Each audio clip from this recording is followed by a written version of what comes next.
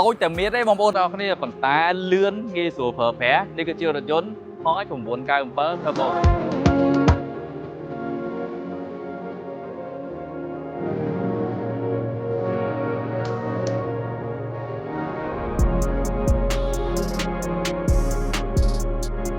បាទគឺសួរបងប្អូនទាំងអស់គ្នារថយន្តមួយគ្រឿងនេះមកគឺខ្ញុំនឹកខ្លាំងមែនតើហ្មងបងប្អូនទាំងអស់គ្នាឥឡូវនេះគឺជារថយន្តរបស់អតិថិជនវិញម្ដងប៉ុន្តែរថយន្តនេះបាទគឺស្អាតជាងមុនទៀតហេតុអីបានអញ្ចឹងគឺភ្ញៀវរបស់យើងបាទគឺធ្វើការបាទយកមកបិទហ្វៀមនៅជាមួយនឹង American Seal គឺប្រើប្រាស់ហ្វៀម Expel Protect Light បាទដែលបងប្អូនទាំងអស់គ្នាមើលភ្លឺស្អាតមែនតើហើយរថយន្តនេះគឺប៉ូលាកម្ចាត់សាកស្នាមធ្វើ ceramic coating មុនពេលបិទហ្វៀមដោយសារតែបាទទឹកថ្នាំមួយចំនួនគឺវារៀងខ្សោយសាររថយន្តនេះគឺឆ្នាំ2011បងប្អូនទាំងអស់គ្នាអញ្ចឹងយើងធ្វើការ coating មុនពេលបិទដើម្បីជួយបង្ការពេលដែលបកមកគឺជួយកាត់បន្ថយការរបកថ្នាំអញ្ចឹងឥឡូវបងប្អូនទាំងអស់គ្នាមកមើលបន្តិចអំពីការបិទរបស់ក្រុមការងាររបស់យើងគឺស្អាតខ្លាំងមែនតើហ្មងខ្ញុំដាក់ចំថ្ងៃឲ្យបងប្អូនមើលគឺឡើងអាឡងភ្លឺស្អាតហើយជាពិសេសគឺអត់មានស្នាមមកញ៉ៃញ៉ៃលើហ្វៀមទេបងប្អូនទាំងអស់គ្នាមើលសាច់ឡង smooth ខ្លាំងមែនតើថ្នេរក៏សឹងតែមើលឃើញដែរនេះសម្រាប់រថយន្តមកទឹកណាបងប្អូនដែលយើងប្រើប្រាស់ច្រើនឆ្នាំអញ្ចឹងបើសិនជាចេញពី showroom មកភ្លាមមក American Seal ភ្លាមមិនដឹងស្អាតជាងនឹងយ៉ាងណាទេបងប្អូនទាំងអស់គ្នាអញ្ចឹងសម្រាប់រថយន្តនេះបាទខ្ញុំនិយាយអញ្ចឹងទូចតែមានទេប៉ុន្តែបងប្អូនលឿនមិនចាញ់រថយន្តស៊េរីថ្មីជំ